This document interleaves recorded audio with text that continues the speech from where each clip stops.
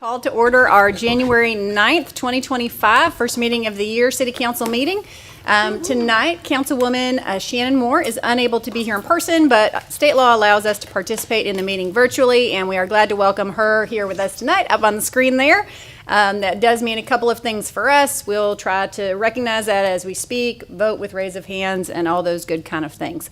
I would like to invite Mr. Dwayne Archer, our Director of Public Works, up, and we'll stand to join in our prayer and pledge. Yeah, please join me in prayer. Father God, we just thank and praise you for this day, Father God. We thank you for this opportunity to serve this community. We thank you for the city council who serve the citizens, who are always looking to improve our community. We thank you that you just continue to give them wisdom and strength. Father God, as the weather changes today, we just ask that you be with those that may find themselves affected. And Father God, for those that'll be out there helping police and fire and public works, just be with them. I know the county will have a lot of people out. Just be with them, protect them. And Father God, we just thank you for this opportunity. In the holy name of Jesus, amen. Amen. And join me in prayer. Pledge allegiance. I pledge allegiance to the flag of the United States of America and to the republic for which it stands, one nation, under God, indivisible, with liberty and justice for all. Thank you so much, Mr. Archer. Next on our agenda is a couple of presentations. Presentation A, we will be skipping and rescheduling for our next January meeting. So we're on to presentation B. If Miss Holly Bruce would please come join me at the front. Holly. Holly. I feel like you're here every day. Oh, Holly. I like the green jacket. Ooh, Holly. Hi, Holly. All right. Miss Bruce is the Executive Director of the East Texas Women's Center, and we're so grateful for you and for all that you do and all that you stand for. We are here tonight to present you with a proclamation declaring January 9th, 2025 as Human Trafficking Prevention Day. Whereas the Women's Center has requested that we by proclamation recognize today as Human Trafficking Prevention Day in the city of Longview, and whereas more than 20 years since the passing of the Trafficking Victims Protection Act, human trafficking still exists, including the forced or fraudulent recruitment, harboring, or transportation of people for labor or commercial sex. A successful response to human trafficking requires a coordinated and community-wide effort. Whereas the City of Longview reaffirms our commitment to raising awareness, providing resources, and fostering partnerships to prevent and address human trafficking, the Women's Center is dedicated to ensuring anyone affected by trafficking can receive the individual care and services they need. Now, therefore, I, as the mayor, proclaim January 9th, 2025 as Human Trafficking Prevention Day here in the City of Longview. Congratulations.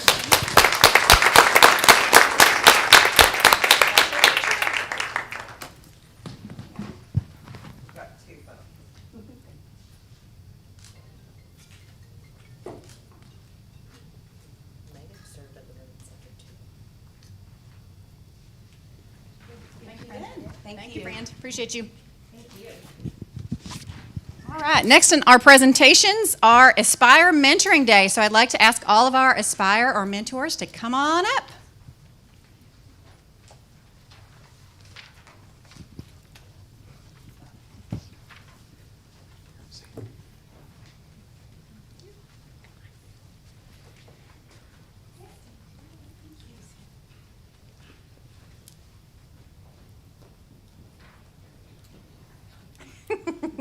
Keep on coming. Keep on coming.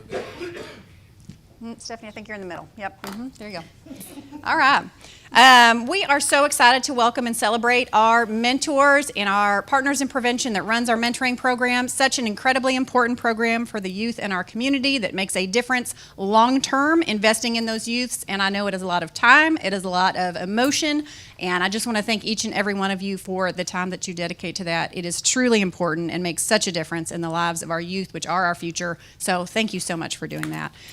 We are here tonight to present you a proclamation for Aspire Mentoring Day. Whereas by proclamation, we recognize January 10th, 2025, so you get the real snow day, as Aspire Mentoring Day in the city of Longview.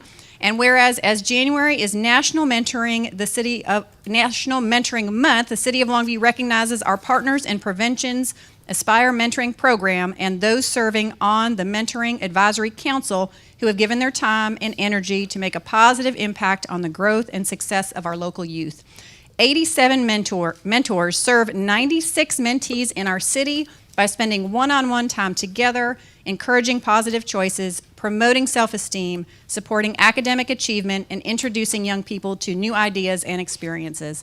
And whereas mentoring is an innovative, evidence-based practice and both a preventive and intervention strategy that can support young people from all backgrounds to make our community stronger by encouraging positive youth development, 2025 also marks the 30th anniversary of our city's Partners in Prevention Aspire Mentoring Program. That's super cool. And now, therefore, I, as mayor, proclaim January 10th, 2025 as Aspire Mentoring Day in the city of Longview. Congratulations, and thank you so much for all that you guys do.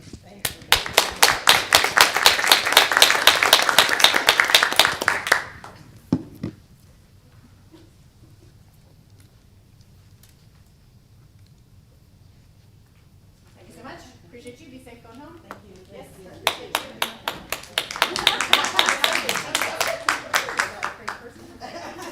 See you guys. Thank you.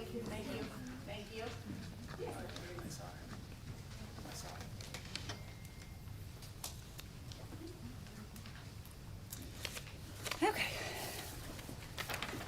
Okay. Moving right along to presentation item D, Chief Steelman. Good winter evening, Mayor Ishihara, members of council, Mr. McPhee. Thanks for the opportunity to update you on a major operational shift in the Longview Fire Department. So keep in mind, shift is the key word. The Longview Fire Department has undertaken, starting today, a different way of doing our shift scheduling with our operational personnel. And I'm going to walk you through a little bit of the history. And keep in mind, in the fire service nationwide, there are literally hundreds of different ways that you can organize the way that your shift personnel work. Longer shifts, shorter shifts. In this particular case, our personnel are going to be going to a longer shift, and I'll explain some of the differences here. I want to give you a little bit of walk back through history. From the beginning of the Longview Fire Department back in 1885. Now keep in mind, the fire department was a volunteer fire department up until the turn of the century, the early 1900s, when they brought on their first handful of paid personnel. But when those first paid personnel hit the fire station there downtown on Tyler Street, those shifts that the guys used to work back in that day and time, they would work 6 days on and have 1 day off. So that was a pretty extensive work period to work 6 days on and have 1 day off. So they trucked along until about 1936, and as the city continued to grow, and in 1936 was a pivotal year in the history of the fire department. The city built the new downtown fire station, City Hall complex, and built 2 additional substations, the Nugget Hill Fire Station off of Highway 80 and the Idlewood Station off of Marbley. And so that caused them to have to increase the amount of personnel that they had to have to staff those fire stations. So in doing that, they changed their shift scheduling up. They went to a 24-hour on duty and a 12-hour off duty rotation for the personnel back in that day and time. So a little bit of a change. Then you move on after World War II, 1945 to 1972, they went to basically having 2 shifts. One shift would work 24 hours and be off 24, so a 24 on, 24 hours off work period for several years up until about 1972.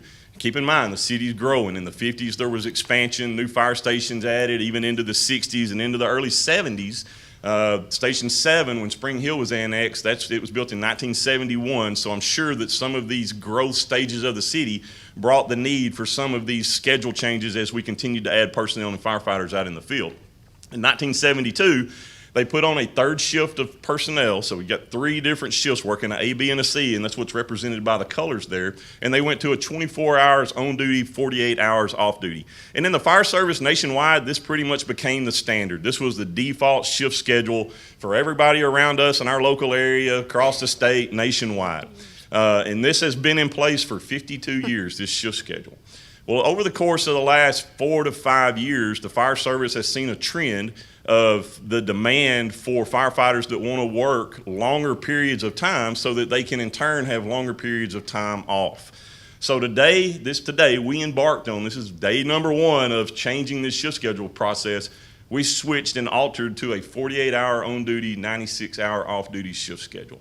So the firefighters are now working 2 consecutive days, and in turn they will be off for 4 consecutive days before they have to be back at work at the fire department. We've been talking about the concept of this for roughly 4 years now in the ranks of the fire department. We've had We've canvassed people. We had people on this side of the fence and that side of the fence about it. And we've actually done informal surveys 2 or 3 different times, and they would always come back about 50-50. Well, finally, it came time to let's drill down on this. Let's quit talking about it. Let's decide, do we want to do this or not do this? So a committee was formed with representation of all the ranks that work out in the operational field across the fire department, different shifts, different stations. And they weighed all of the data that's out there that's relevant to making the decision about doing such of an organizational change like this. They put it out to a vote of the operational people in the fire department, so 178, 79 people. And it came back that just under 81% of the fire department wanted to make this shift change and do it for a trial period of 1 year to see how we like it. So we embarked on that today. It's a major change from what we've done for the past 52 years, and we're going to monitor it as it goes and see how it works out. There's still a lot of unknowns. We're kind of making rules as we go on this. We're feeling it out, and it's an exciting time. And it's a big change from the way we've done things for such a long period of time. Anyway, just wanted to update you on that real quick in case you've heard things around town. Those firefighters, again, they're inevitably, we picked a horrible 2 days to go to a major shift change because of the weather out there, but you can't plan the weather. So hopefully it's going to work out in a year. The committee has made the commitment to monitoring it every 3 months and reconvening and troubleshooting any problems or asking the hard questions and evaluating the information and data sets about do we have any rising concerns with fleet accidents or on-duty injuries and things like that from the extended work period hours. So I think they're going to do their due diligence to make sure that if this is the right thing for the fire department, that we will decide to either depart from it or stick to it after that 1 year trial period has ended. So with that, I'm happy to answer any questions. Thank you, Chief Stillman. Go ahead, Mr. Pirtle. Mr. Pirtle. How does this affect the ambulance time limit? Don't they have a 24? So one of the things they installed was a rule that you can't be on the ambulance more than 48 hours. So it can go from 24 to 48 now. Yes, sir. And, realistically, with shift trades and callback and mandatory callback, that's really been the case here for the last several years. It's a regular occurrence that people are riding the ambulance for 48 hours. Now, that's one of the things the committee is going to monitor, that if they start to see, that's one of the concerns with a shift schedule like this, even from our medical director, is do you have an increase of incident of medically related errors happening in the back of the ambulance on those medical calls? That's one of the benchmarks or the markers that we're going to be paying attention to through our data collection process on our EMS QA/QI process to see if we're seeing any increases in that or decreases in that. Okay. What do you think this will help eliminate some of the overtime? So I'm not. I grew up with the 24 on, 24 off. Right. In the early 60s to the mid 70s with a relative, and I knew that when they went to the 24, 48 or whatever they did, I knew that would probably help a little bit as far as family time and everything those people's had, because it's heck during the holidays when you firemen are switching out back and forth just so they can go home for an hour or two with their families and come back. And that went on for years and years and years in my family. So I think 48 on to the 96 off, I hope that will help eliminate some of this overtime that we've got, because, I know there's a lot of those guys that get sick. They get sick on the ambulances from those people that a lot of them pick up. That very thing is another one of the markers that the committee is going to be paying attention to through the data. Are we seeing influxes or decreases in our overtime? Our sick time use is another thing that we're going to keep a close eye on. So, yeah, that's all part of the process, is paying attention to, are we seeing a difference? Another one of the angles or the thought processes on this is it going to help with recruiting? And again, I told you, one of the things that's driving this is the demand out there in the field for people getting into this profession that want to work this schedule. Not having ever worked any other kind of schedule, this is what is out there. This has become the popular thing. That's wonderful. Thank you. Are you good? Can I just add something real sorry. quick? I think Mr. Conley had a question. Sorry. Actually, I was just going to bring that up, and I appreciate the end of the year report. Thank you for the canvassing but just kind of, can you follow up like staffing wise? Because you mentioned like right now, how are we looking as far as personnel? So right now we're fully staffed. The fire department's fully staffed, and we're actually we're doing a hiring process right now to consider hiring some overhires. We have some people that are in some extended commitments for training. And so we're looking to maybe do some overhires to take some of the burden off of those 3 or 4 people being tied up with training every day for several months. And then through attrition, those people will generally over a period of time will fall into full-time roles. So it's kind of like a stopgap measure. for the overhire thing. Good. Thank you. Thank you. Yeah, go ahead, Mr. Page. Just to add to this, this scheduling that you presented to us and the issues of overtime are completely two different situations almost to a certain degree, right? So this new schedule really doesn't affect or increase or decrease the overtime. That's the thing. We're not really sure until we try it out. I mean, there are overtime issues that are caused because of the training commitment that we have by hiring people that aren't fully certified. These people have to go through rigorous amounts of training and ride as extras on pieces of equipment while they go through their FTO program. We can't just put them to work and put them in a spot on the truck, right? We got to make sure they're ready and prepared for that. Our medical director has to make sure that they're proficient and they passed their protocol tests and they passed their skills checkoffs before he's going to trust putting them in the back of the ambulance to do patient care. So we have to invest a little bit of time in those new people, those new employees for several months to get them trained up to the level of doing the standalone job by themselves. In turn, sometimes that's going to create an overtime problem because we're having to pay people to fulfill the full-time roles while we're investing in these people to prepare them for the future of doing that. Got it. Thank Thank you, you. Chief. Yeah, I appreciate the Thank good you. discussion, guys. Yep. Thank Oh, you. sorry. Go ahead, Mr. Purtle. What other towns around us are doing this? Or did you use any of the towns out of Dallas? A lot of the smaller departments have been doing this around here. Smith County ESD2, these are basically all the rural fire departments in Smith County around the city of Tyler except for the city of White House and Lindale. They've been doing this for several years now. A lot of Gilmer has gone to this, the smaller, more rural setting fire departments. Now, some of the Metroplex fire departments, Mesquite is one of the most recent ones to go to it. They went to it on January 1st.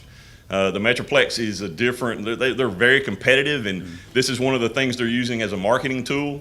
And when one department goes 4896, the people move from here to there. It really, Midland, Odessa did it several years ago. And as soon as one department did it, the other fire department had to do it because they were losing too many people. That's the way they had to stop the bleed. That's great. Did you get any input on their overtime from any of the ones that I done it? a haven't. lot? It's still so much of a fluid process. I think a lot of that information hasn't come through yet. And again, all departments operate a little bit differently.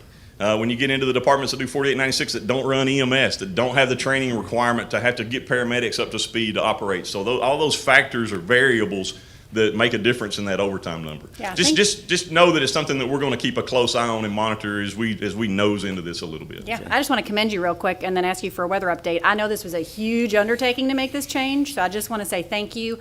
Anytime you can make 80% of your employees happy, we're going to call that a win. And I know we're all hoping that it'll help us with recruitment, which ultimately helps with overtime, all the things. Everybody wins, ship comes up together. Very excited about it. Thank you. You're welcome. Would you, since you're here, give us a quick weather update, please, Chief? So obviously, well, here we are. Here's winter right here on top of us. We've been paying attention to this weather for the better part of a week. We started leaning into it the middle of last week. I think tonight we're probably going to fare okay. We're probably going to see some icing on some of the elevator or the roadways, the bridges, and things like that. My big concern with an ice event, which is what we're kind of lined up for, all the weather information is saying, north of I-30, you're going to see more snow. I-20 to I-30, you're going to see more ice. Or the power line, tree limb type events that I don't think we're really going to have a big problem tonight. Tomorrow night's really more of my concern into Saturday morning. In response to that, we have staffed up some additional units. Now, keep in mind, this creates overtime, right? We're bringing in additional people to handle the additional call volume that we historically experience when we start to have power line, roadway issues, more car wrecks, slip, trips, and falls, and those kinds of things. Sure. So, yeah, hopefully we've prepared enough. We've done this several times. And we're just going to keep our fingers crossed that we continue to have a lesser impact than the way that this was looking 2 days ago. Yeah, perfect. Thank you so much, Chief Stillman. We appreciate you. Thank you. Next on our agenda is citizen comment. I do have one card from Mr. Sidney Allen. Come on up.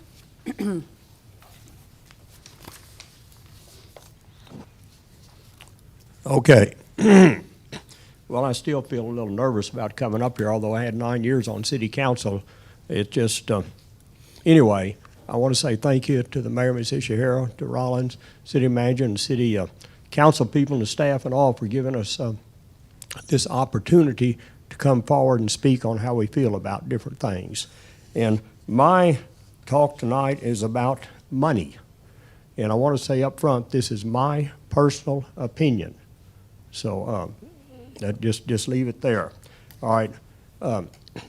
Currently, the way I understand it, we've got $25 million in reserve. $10 million of this is in prior reserves that we've set up previously that we're trying to maintain.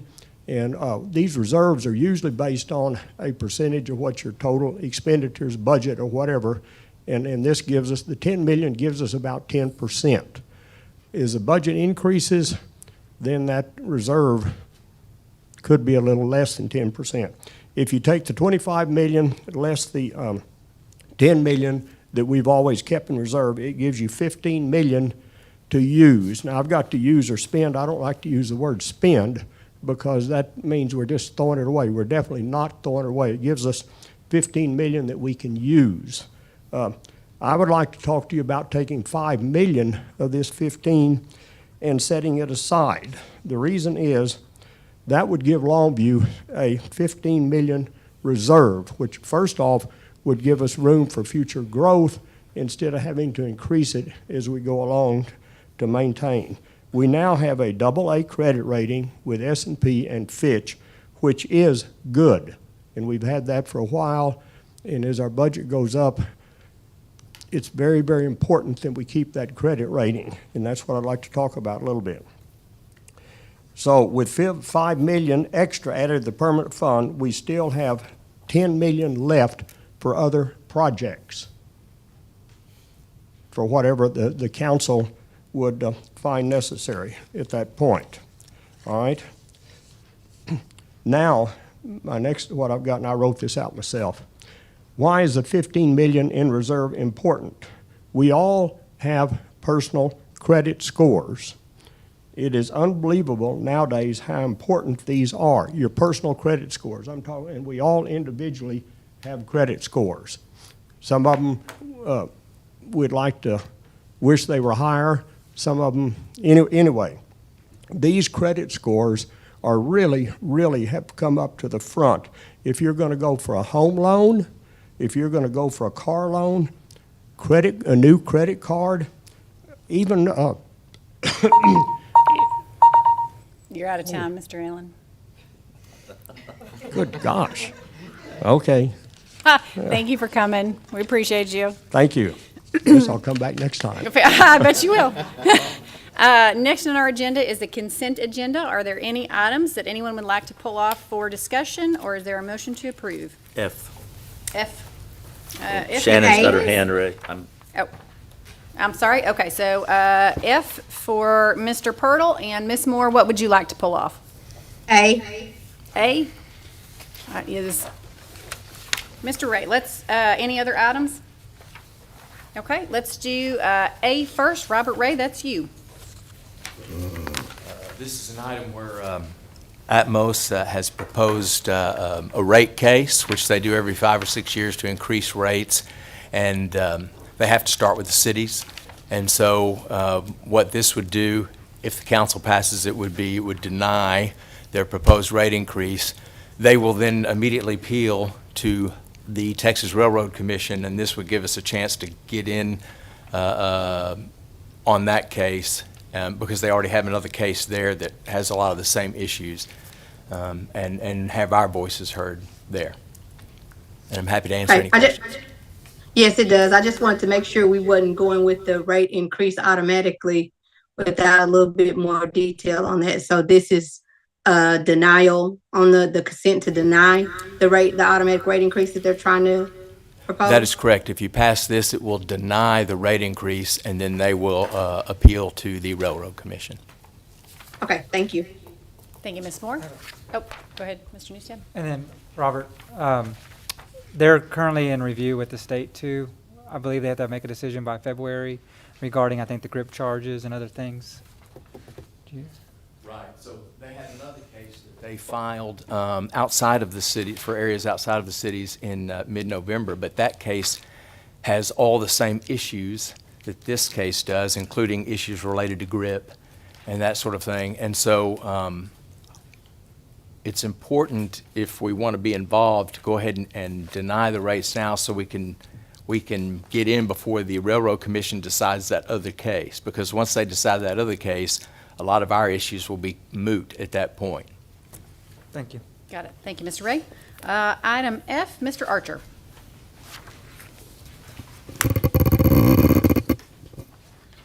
Yes, sir. This might be to you and Chief Tillman both, but Okay. what's going to happen to the equipment and the men? Where are they going to go be spread out while this station's being built?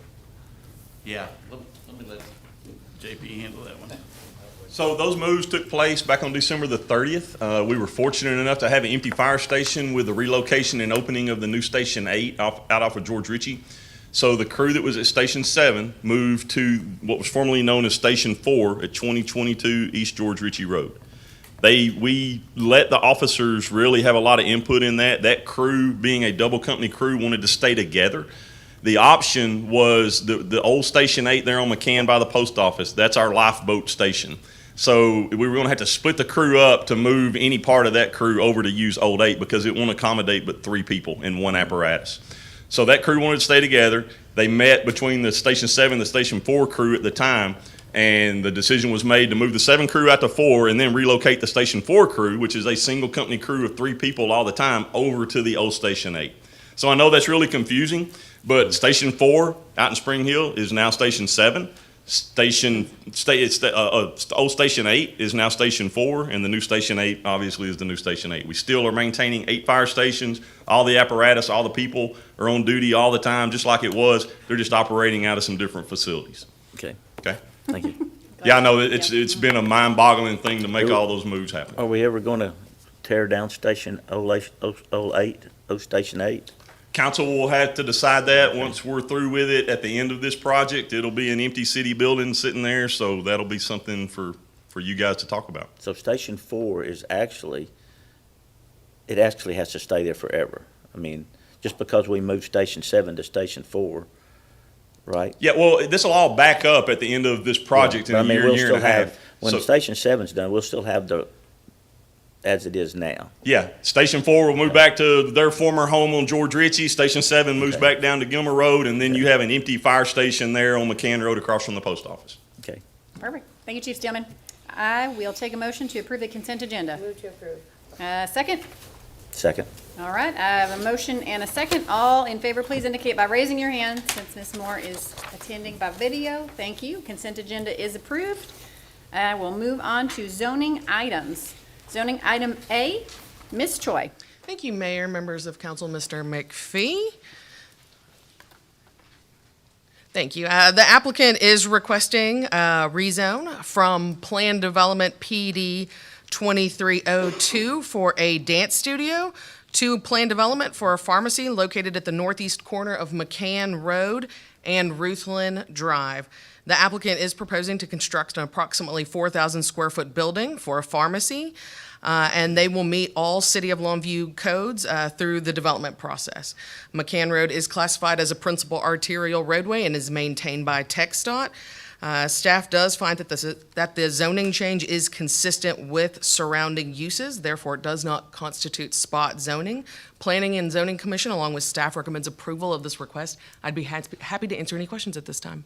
Thank you, Ms. Choi. This item does require a public hearing, which I will open at this time. Are there any questions or comments for Ms. Choi?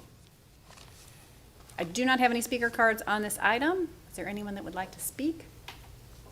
I will close the public hearing. Is there a motion? Make a motion. I have a motion. Do I have a second? Second. I have a motion and a second to approve.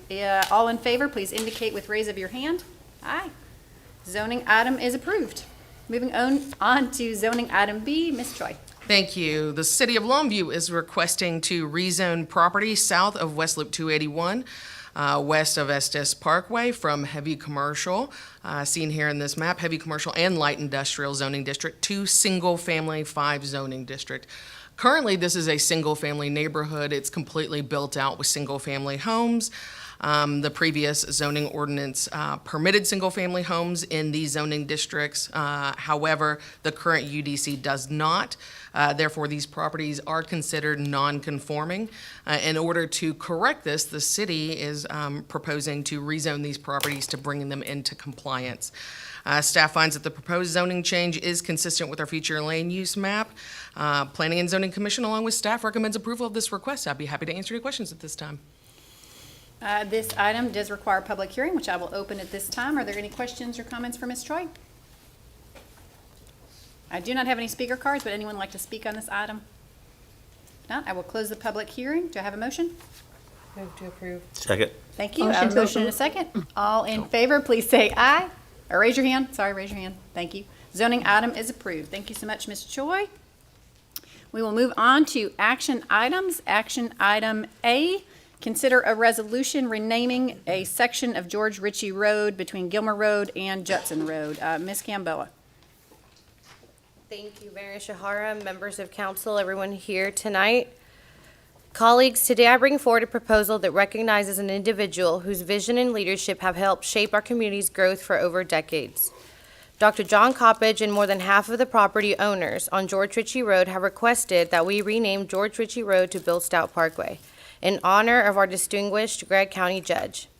Since 2003, Judge Stoudt has exemplified what it means to be a true public servant, but his leadership extends far beyond his role as county judge. From founding the Boys and Girls Club of East Texas to serving as chairman of the I-20 East Texas Corridor Advisory Committee. Yet, in spite of all he has accomplished, perhaps one of his most lasting legacies is the very road we're discussing today. This vital east-west connector wasn't just built, it was championed. Judge Stoudt and Gregg County were instrumental in forging the partnerships that made this $46.7 million project possible. Through his leadership, what could have taken decades was accomplished in just a few years.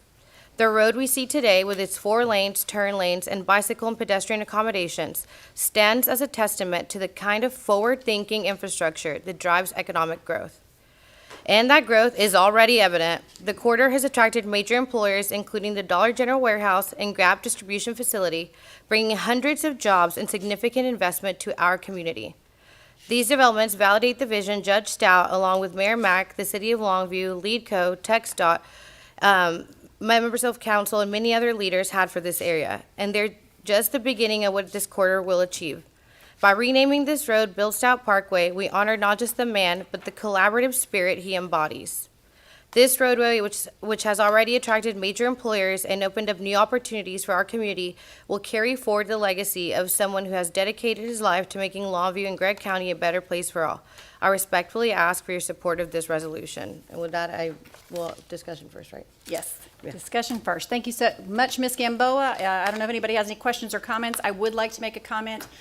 First, I would like to say that Judge Stoudt in no way participated in this. This was intended to be a surprise for him. He would not want this. If you called him and asked this, he would say he would not want this.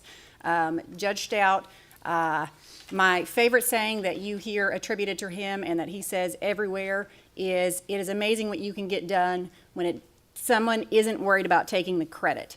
And I think the biggest benefit to East Texas that we receive from Judge Stoudt is that he invests in relationships, he invests in people.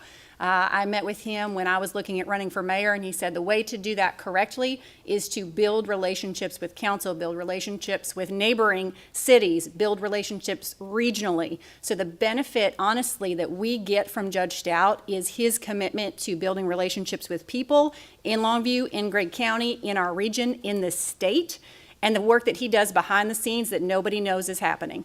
He has had a hand in so many of the major things here in Gregg County. One recently that I heard attributed to him 100% was the $10 million we received for the UT expansion, and I know there are countless others that I couldn't even name. But I just wanted to be clear, this is not something he once requested or is probably even happy about. But we're so excited to give him that honor. He is well deserving of it, and anyone that invests that much of your life into serving, into people here in East Texas, we're grateful for you, Judge Stoudt. So thank you so much. Are there any questions or comments? If not, I will take a motion. Move to approve. I second it. I have a motion and a second. All in favor, please indicate with raise of hand. Aye. That passes unanimously. Thank you so much, and congratulations. I look forward to driving on Bill Stoudt Parkway. Next on our agenda is action item B. Consider an ordinance authorizing the purchase of certain real property located at 205 East Methvin Street, which is the neighboring parcel to Heritage Plaza, and that has my name on it. If there are questions, I will, of course, defer to Mr. Sean Hara, but we had a presentation at our last December meeting at the end of last year where this item was presented and not approved, and we indicated that we wanted to bring that back for future discussion, and I'd like to see us move forward with this at this time. Are there any questions or comments? Yes, Mr. Conley. Yeah, I just want to, I know we had we had a productive meeting, when we talked about fund balance. And just one question I have with this purchase, what are there plans with this? What will be, if we purchase this property, what will the other needs be that are remaining? Will we need to add restrooms? Will there be an additional cost other than the purchase price that we'll need in the future? Sure. Anticipate that, and how would that affect our fund balance? Yeah, absolutely. Good question. I am going to ask Mr. Hare to come help me answer that. I don't know that there's a time frame. I continue to say bathrooms, as I think that is part of the plan, which of course would be an additional expense in the future, but I don't know that we have a projected timeline. Is that fair? Right. There is no timeline laid out at this time to say what future amenities would go there. Talking with John Albertson for the Parks Department, we've talked about things like bathrooms, some parking. Obviously, parking is already there, but some enhancements on how that would be laid out. Things like storage for the events that take place there, as well as a playground or something along those lines. But obviously, all of that would have to be planned, and there are no budgeted funds available for that. So I would imagine that would be down the road. Yeah. Okay. And can we get an explanation? I know we talked about this in the last meeting, how the operations of the lease, how that's going to benefit us, having that lease and the funds. Sure. Can we talk about that? Yeah, the $900 that we receive from the lease would be put back into our general operating fund, and until such time that we decided to do something else with it, we would just get the money and put it into our operating budget. Yeah, I just know we've had citizens discuss it. I mean, we're looking in ways that we can make sure we keep taxpayer money and keep the savings that we have, try to maintain the 15%. And so this purchase, I do appreciate Ryland and the staff. I think it seems to be a good investment, but I also want to just make sure we're careful with the future funds and how that's going to operate with everything. Yeah, absolutely. Yes, Ms. Kimbo. I know I wasn't here last time, but I did catch up on the meeting. I was at a wedding, so thank y'all for excusing me on that date. I am of the belief that we should do everything to protect our fund balance, and I'm also in favor of, increasing it to 15% to save some more of those funds. And my understanding of the fund balance is that it's for times of economic hardship, economic growth, or just one-time expenses in general. I believe that things like amenities and stuff, we could probably delay for a while until we have the funds, or find maybe sponsors of some sort that would like to maybe put their name on stuff and help us pay for those things. But one thing that I know, as we've all gone on inter-city trips and such, is that general funds in other cities and such are typically used as well for items of economic growth. And I know that although bathrooms and stuff like that may not seem, or maybe we could find other stuff too, but that it would bring economic growth, it does indirectly, just because it keeps that vibrancy downtown. Furthermore, even if we don't decide to do that and decide to do something way different with that, I know that it's in our comprehensive plan, but it's also in various other cities as they urbanize and move from a rural to an urban city, which we're rapidly getting there, that they invest in plots of land that they own in downtown spaces. So I would hope that we would not look at this with a short-sighted glass, but more with a generational impact. And I think that we should do everything to protect our savings, our reserves, which we should. And we should be very careful about the way that we spend money. But I'm very grateful to have heard from various people in my district that are in support of an investment like this in our downtown. So I just wanted to make it clear where I stand on that. Sure, thank you. Thank you. Thank you. If there's no further discussion, I will entertain a motion. Move to approve. I move to approve. I It's in have- District I'll be 3. second. A Oh, sorry. motion from Mr. Wade and a second from Ms. Yes. Gamboa. All in favor, please indicate with raise of hand. Any opposed? Item is approved. We'll move on to action item C. Consider an ordinance amending the budget for the city of Longview to appropriate out of the reserve the amount of $155,000 for the purchase of that property. This obviously goes with our last item. May I have a motion for approval? I have one from Mr. Wade and a second Second. from Ms. Gamboa. All in favor, please raise hand. Aye. Thank you. Any opposed? Item is approved. We will move on to, thank you guys, we'll move on to election item. Consider an ordinance calling a general election on May 3rd, 2025 to fill expired terms of council members for city council districts 5 and 6. Ms. Shepherd. You took all my lines, so thank you. Is that it? So, thank y'all. As she said, we're calling a general election for May the 3rd, which is on a Saturday, to fill the terms for districts number 5 and 6. Filing for those districts will open next Wednesday, which is the 15th, will remain open through February 14. We will possibly go into joint agreements with 2 school districts during this time, so I will bring that back before council once it's determined how many school districts we're going to go into agreement with. So with that, I'd be happy to answer any questions. Any questions for Ms. Shepherd? I need a motion to approve. A motion from Mr. Wade and a second. Second. For Mr. Newstead, all in favor, please indicate with raise of hand. Thank you. Any opposed? Item is approved. Thank you so much. Thank you. Next item is a discussion item. Discussion regarding proposed changes to the Recreation Center fee structure from Mr. John Albertson, our Director of Parks and Recreation. Mayor, Council, Mr. McPhee, thank you for the opportunity to be here to present and discuss our recreation fees this time. So at the request of Councilman Ray and Councilman Purtle, we initiated a review of our current recreation fees for all of our recreation centers. To measure this, we compared ourselves to 15 different cities with a similar median household income. And based on this information, we also learned that our rates are actually higher than the majority of these cities. And then we also realized that several of those cities have moved to a universal rate system so that you can essentially pay one rate and access all of the facilities that they offer. That is rec centers. So this is a comparison. This slide shows you where we're currently at with Broughton and Paula Martin Jones. You will notice that Broughton and Paula Martin Jones have 2 different rates currently. What we would propose is moving to that universal system that would provide access to both of those facilities. You will also notice Green Street is not mentioned in this, but it would stay at its current rate, which is $15 annually. That is the only thing that would be different, is it would be still on its own system. If you paid the rate, the proposed universal membership, you would have access to Green Street if you were over 55.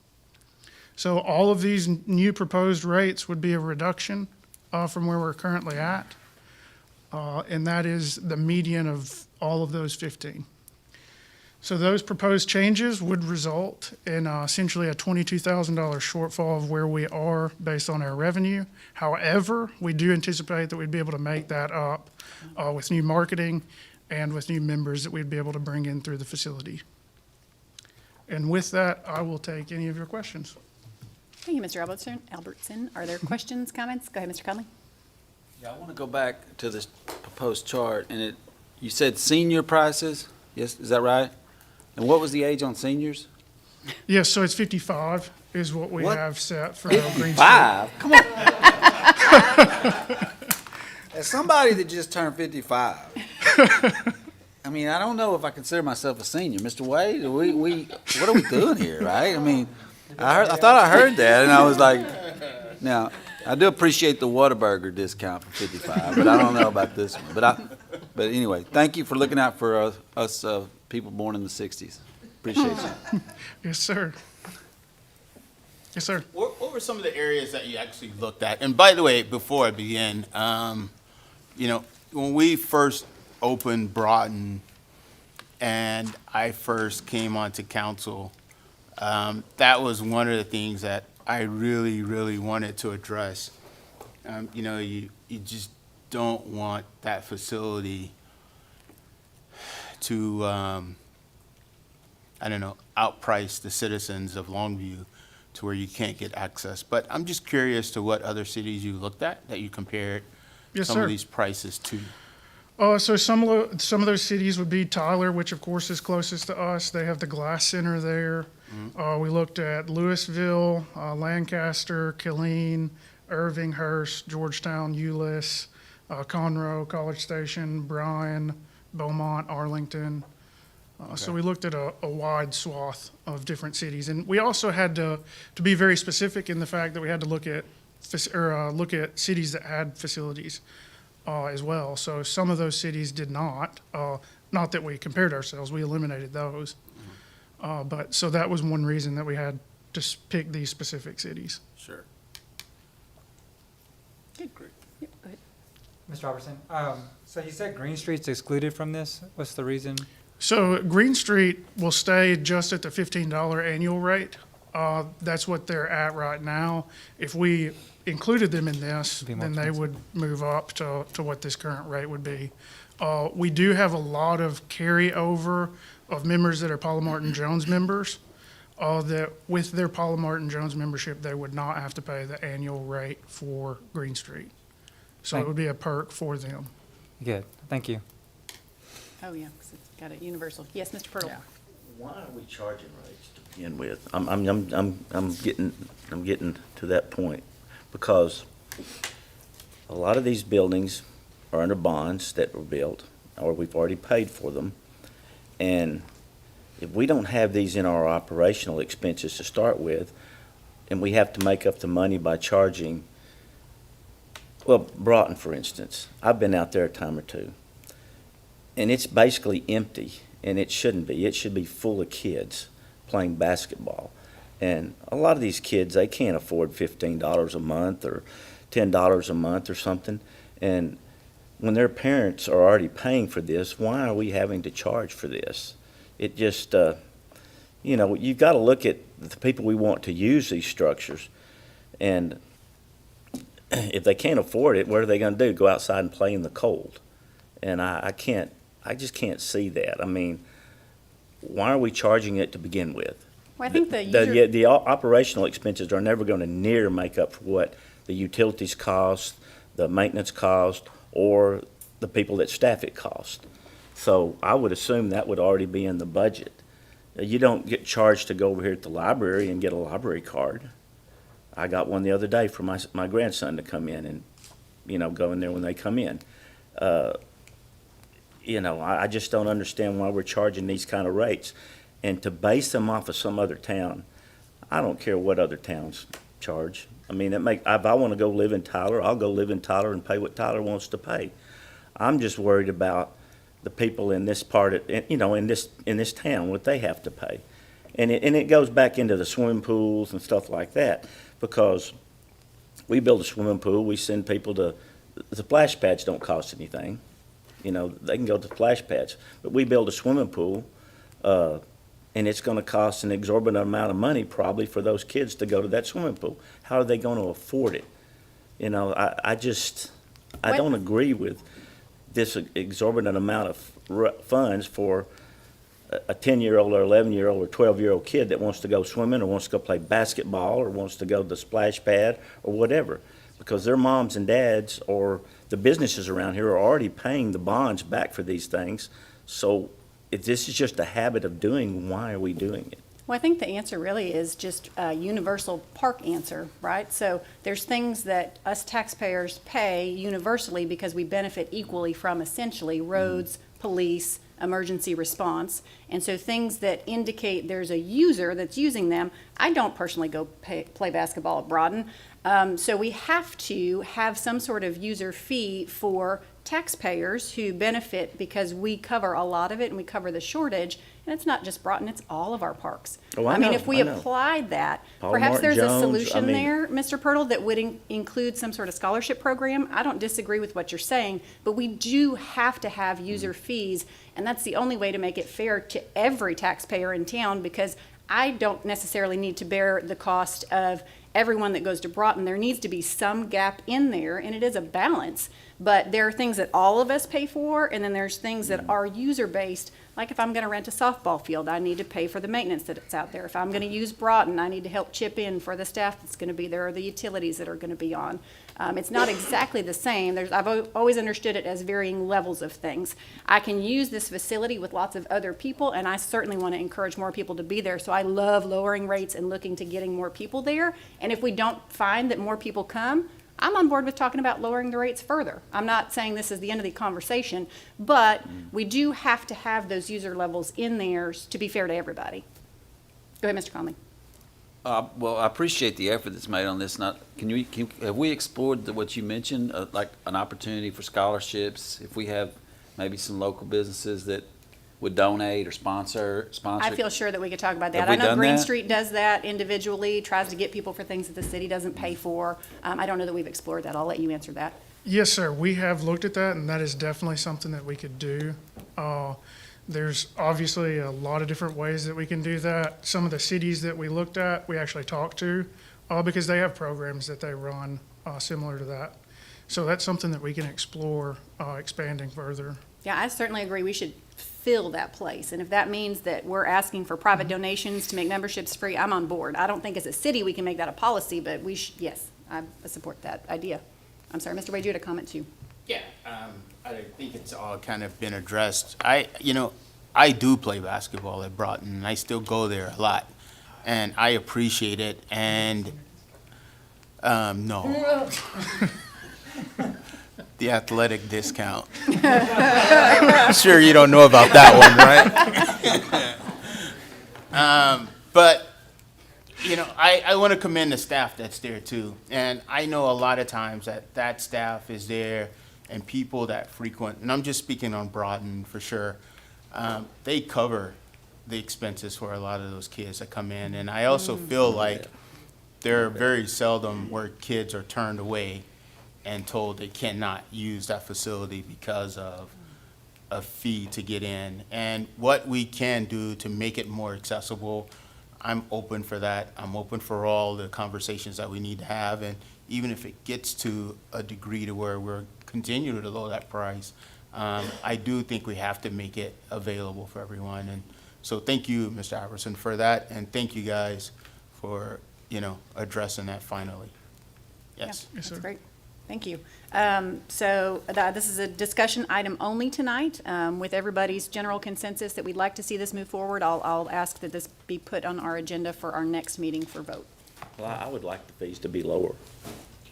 I really think they need to be a little bit lower.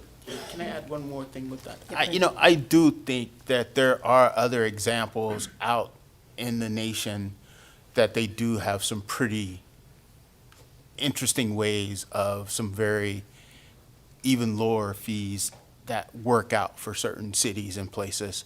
And so, and I get it that we don't have to compare ourselves to other cities, but for these guys, it makes sense for them to be able to read it and see it somewhere else instead of creating it from scratch. And so that's the only reason why I mentioned that, Mr. Pirtle.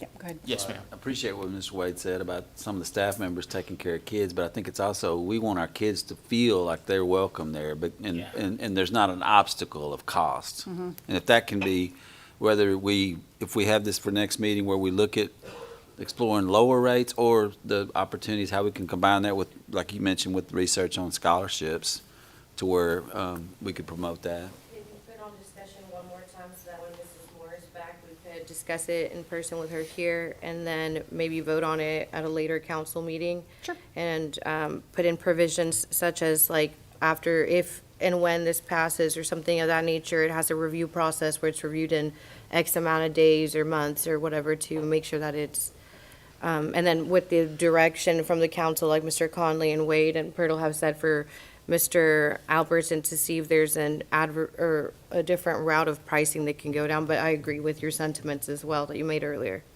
Sure, that sounds like a good plan to me. Well, the reason this got brought up to me, and I discussed it with Ray, was because my wife has got into this pickleball routine with a lot of the women in this town. And they went to Broughton one day, and she asked me this personal question: how do those kids afford to go there? She can well afford to go to Paula Martin Jones and Broughton. In fact, she was at Paula Martin Jones for 3 hours today. So those people have gone nuts over this pickleball phrase. But that's what brought me to looking at it. Those kids have to pay $5 or $7 every time they want to go in there and play basketball when it's 30 degrees outside. Those kids can't afford that. And nine times out of 10, their moms and dads are working, and some of them probably 2 jobs just to make ends meet. And this annual fee thing, I mean, a user fee is what you're calling it, Mayor. They're already paying that. I mean, we don't pay a user fee to use Highway 80 when we drive it because we pay for taxes on our cars and our license plates and stuff like that for that to be used then. I think we're penalizing these people by making them pay a user fee when they're already paying for it, especially their kids. Now, grown-ups, go ahead and charge them. Charge Ray $10 a head if he goes in. That's great, But those kids, that's what bothers me. Those kids ought to have access that might to be that. the answer. Because Why don't we don't charge for kids and we charge if for those adults? if those kids don't have the place to go like that, they're going to find a place to go. And this is a good, solid place that they can go, any of them, Paula Martin Jones, any of the parks, anything like that they can go to. Or even if the pools, knock the fees down on the pools or something so they can afford it. Because when Stanford's open and the pool at Stanford's open, they can't afford $5 a head to go in there and go swimming. And I know Councilman, she paid for part of that to go into Ingram or whatever it was, the pool this year at $1 a head. She had a full load of people there because of that, because that was more affordable for those people to use. If we're not figuring our operational expenses in these things when we build them, and then we're going to go back and hit these people again, that's double taxing them. Well, And- I do disagree with that. They are amenities that people are using, and so a lot of those things we are committing to Well, and I covering the understand that, difference. but they're already paying for them once. Yes, but so I, who don't use Broughton, But see, there you go. I don't either. Right. but Now, your my wife does, Yeah. but she more than and happily Right. pays for it. Yeah, we're saying the But- same thing. So like, it's fine for the adults to pay. Can Yeah. we figure out a way for kids to be free? Is that something we can look at for next time? I think that's a reasonable negotiation. The only thing I would add on that is, so the youth and seniors bundled together, right? That's what I would look at, making it free for both youth and senior, and then include the Green Street in that. What age is youth considered? So it's anything up to 13. Up to 13, okay. So I think that's, I think that needs to go a little higher. uh, If they can't drive, I don't think they should still be considered youth. you start getting into, That's 16. serving in nonprofits of people that have needs like that we have to do, you actually want to have some sort of participation. They have an ownership into what they're providing. So these organizations, those that have the parents that are actually involved in paying into a certain fee, or the kids are paying into the certain fee, it gives them a sense of ownership, and they then take care better of the facilities that they're using. So I think, I personally, I think 13's fine, but I think we should look at youth and senior, both, if we're going to look at dropping the fee down to 0. I like the youth at 13, though. Okay, yep. Oh, sorry, Ms. Moore, thank you. I like all the ideas I heard, but I would definitely consider upping that age from 13 to at least about 15, 16 years of age. I mean, because those kids they're still kids. At 17, most of them have jobs. At 15, these kids can't even work. Okay, thank you. Yeah, I think let's look into that, and I think definitely get feedback from the individuals that are at Broughton working the front desk with the overall consensus that we'd like to encourage youth to be there. So let's figure out a way to structure it that supports that. Yes, ma'am, we can Excellent. do that. Thank you, guys. Yeah, Thank you. thank you. Appreciate it very much. We are moving on to items of community interest. Mr. Conley, you're up. Yes, I'm happy to say we started school back. Teachers and staff were back on Monday and students on Tuesday, including today. We had a great day today. And Forgot you went to school today. I have a couple of events that I want to note I can give more information for the next meeting, but on February 8th, we have an event. I believe this is the third year that we've done. It's called Pirate of the Pines, and it's a fundraising dinner. It's on a Saturday night, so I wanted to invite council and anyone that'd like to attend this. It's a dinner, and the money goes to our education foundation. And what we've done with the foundation money is to be specific and help a lot of kids that maybe from poverty that they get a scholarship to go to college, but they don't have the materials that they need. Like we bought laptops for kids that have received scholarships. So the foundation money is targeting kids that need a little extra help to begin and leave us and go to a higher education institution. And then, again, I'll talk about this more later, but it's on a Thursday, February 20th. Very proud of this. We do this at Mod Cobb every year. The Pirate of the Pines will be at the Event Center, Holiday Inn Event Center, Affinity Center. But the expedition, I would invite all you guys to that. It's really a district-wide open house. We have food, hot dogs there, and refreshments. All our clubs and organizations are involved with that. You can learn more about Pine Tree, and it's just a really, we've done, I think this is our 4th year in a row, and it's a great way to find out all the great things that are going on at our school. And also there's entertainment from our kids all the way up to high school. So I'll give more information on that later, but really proud of things going on in District 1 in Pine Tree ISD. Mr. Awesome. White. Thank you. Oh, yeah, actually, go ahead, Ms. Moore. Hello.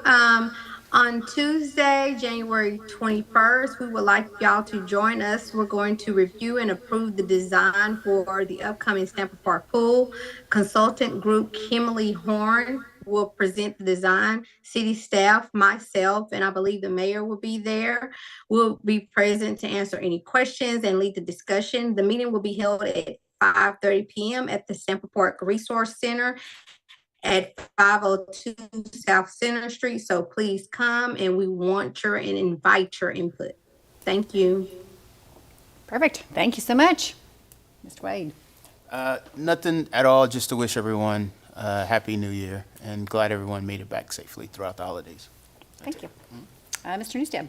Yes, thank you. Arts Longview Honors is a signature fundraiser for Arts Longview, the nonprofit organization that manages the state-designated cultural district in Longview.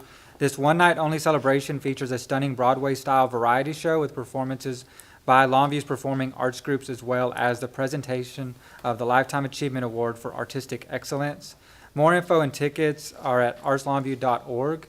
As a board member of Theater Longview, I know the impact of Arts Longview has on all these art programs that rely on the funding from Arts Longview. And so I highly encourage everybody to support this. We've heard in a previous council meeting the economic impact that the arts has on Longview as well. So I highly recommend going and getting tickets for that on January 25th, 25. And then I don't have a slide, but I want to add something because it just came across my desk.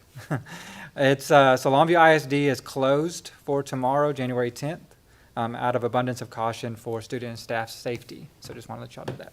Thank you. Thank you. Ms. Gamboa.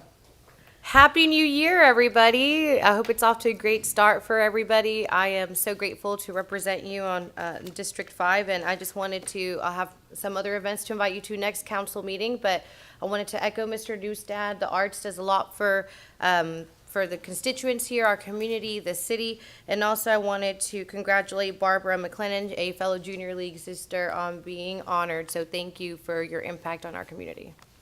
Mr. Pirtle. Nothing for me. Okay. Mr. McPhee? Okay. I have a couple of things tonight. First, I'd like to invite the community out to a number of celebrations we have for Martin Luther King celebration weekend. We start with a jazz concert on Friday evening, and then move on to thank you, keeping up with my slides, a parade on Saturday. There is still time to enter the parade. The deadline for that is January 15th, and we'll be excited to have Grand Marshal, the city's own Willie Marshall, as the Grand Marshal of that. That will be live streamed on the city's Facebook page if you're not able to be there in person. Immediately following that parade event is a community-wide event at Broughton. We're just talking about the wonderful facilities there at Broughton Rec Center, so please join us for that. There is also an event and award ceremony that Saturday night, a new musical celebration on Sunday night, both at Parkview Baptist, and then the march on Monday. So a number of things that we want to encourage the community from all parts of our community to come out and celebrate with us. These are great events, and you don't want to miss them. Oh, I was supposed to mention that the jazz concert this year is free. You can find out more about those at longviewtexas.gov/MLK. Next on my list is the open house at the Longview Animal Care and Adoption Center. This is part of our educational campaign to educate residents about the new ordinances changes that are coming into effect. So you can get information there, meet the new shelter director, and our new in-house veterinarian. So please join us for that Thursday, February 6th from 6 to 8 at the animal shelter. Next, our Unity Honors Awards. Congratulations here again to Kay Ray and Willie Marshall. We're so excited for both of them and celebrate with them.